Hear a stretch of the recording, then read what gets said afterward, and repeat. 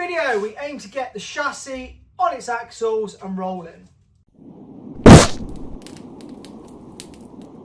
Following on from the last video, I've welded up the rear end. Now, it does need obviously a good clean and epoxy prime, so I'm going to do that at some point in this video.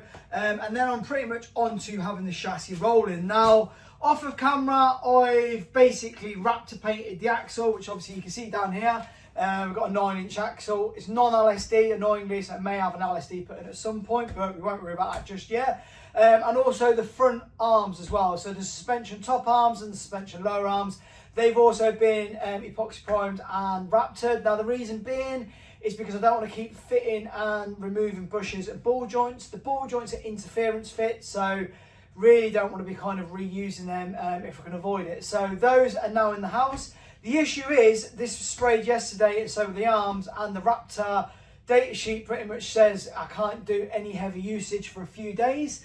So although it may be touch dry, I don't really want to be trying to smash in kind of bushes, holding stuff with the voice, etc. So I kind of need to get on with something else. So the plan originally was to get it rolling today, until I read the data sheet. That's an error on my part, which dealing with paint, I should really be reading them. Yeah, we'll ignore that. But yeah, basically, I wanted it rolling. I wanted to get the cab on first to position that exactly where it needs to be.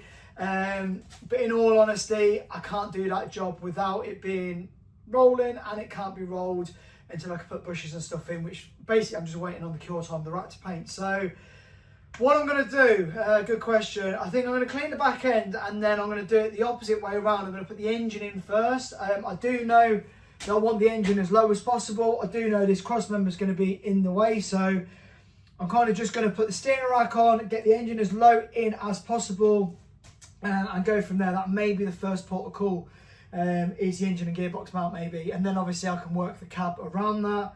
So yeah, let's go. I'm just going to wing it as per usual. I need to have a bit of a tidy up in here. It's raining outside annoyingly, so I can't get all the stuff out.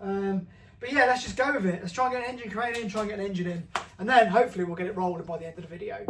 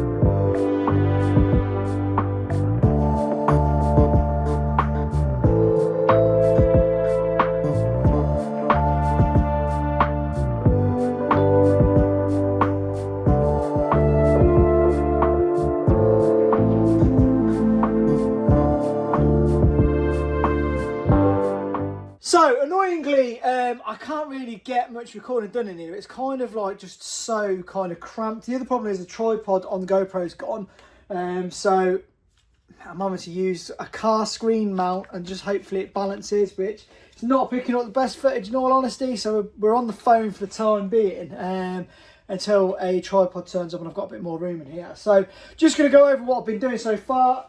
The chassis has now got a cross member in for the gearbox. Now that is some box section that's obviously angled down, back up, and obviously the gearbox mounts on that. So they allow me to work out the front mounts, which are here. So these are obviously going to be sitting, one sits kind of one way and the mount sits on top. The other one sits the other way with the mount on top. These are going to be tacked in. Then the engine's in. Let's just crack on. I'm going to try and record what I can. There is a tripod on the way. So hopefully next video will be back to normal. This one's a bit of like winging it with just holding a camera, as you can see. So yeah, let's just stop waffling and get on with it.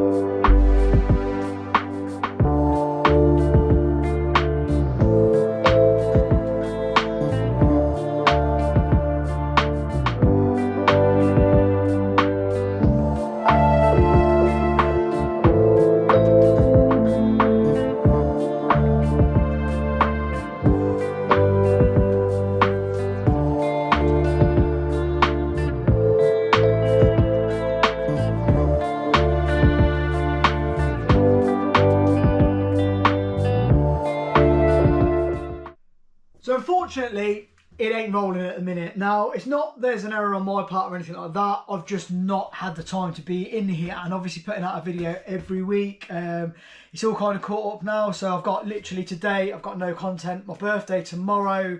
I'm actually 40, yeah, proper old. And then the day after, I'm shooting off to Las Vegas for SEMA.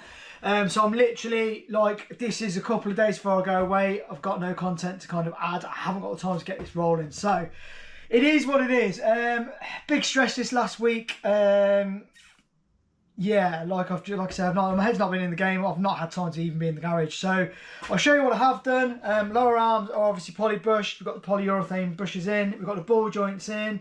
They've been Loctited in. Instead of using the normal dust boots, the rubber ones, we've got urethane energy suspension versions. So they fit in there nicely. Obviously they come with a fancy top and the bottom of that. And then obviously I brought out all the stuff because I intended to do it today, but again, it's just time's got away with me. I was going to start assembling the Wilwood hubs. So we've got Wilwood hubs, Wilwood spindles, Wilwood brakes, Wilwood calipers. Really nice calipers, to be fair. The 4 pots. So these are the beasts. Now the whole front brake system was £1,400, but it is allowing me to have bigger, better quality brakes on the front. Now the reason I want bigger, better quality brakes on the front is because obviously there's a lot of weight on this truck, and usually kind of aluminium spindles, barrels, whatever you want to call them, and they're normally good for racing and because they don't transfer heating. But in this instance, it's because there's potentially a lot of weight. I don't want the brakes heating up. So, and to be honest, they look cool as F word. So yeah, we'll get on with these. I mean, just look at that, look, machine billet. Like, that's where your money is. Instead of them horrible caps you got to knock on, got a nice little thing on there. Although some kid will probably come and nick them off now. They know they go on and off. But yeah, it is what it is. So I'm going to end the video here. I'm going to say thank you for watching. I know it has been a bad video. Yeah, there ain't really much I could do about it because I haven't got any content to do anything with. What do I do now? Next video is either going to be a load of content from SEMA. I might just do like a solo SEMA trip video because obviously I'm going on my own, or maybe have a week off of videos, maybe 2 weeks, and then just carry on with this. I don't know, but I know as soon as I get back on with the truck itself, it's going to be a sweet video. We've now got the tripod which broke because the camera's now sat on it. Additionally, we're not far off having it rolling, so we can work out the stance, we can get it dropped, rolling, engine's already in, cab dropped on hopefully. So yeah, the next vehicle video will be a really good one, but there may be a SEMA one in between, I'm not sure. It depends whether we're going to be bothered recording, because like I say, my head's not in the game in a minute. So yeah, I'm going to say thank you for watching. The next video will be a lot better, I promise. And yeah, peace out.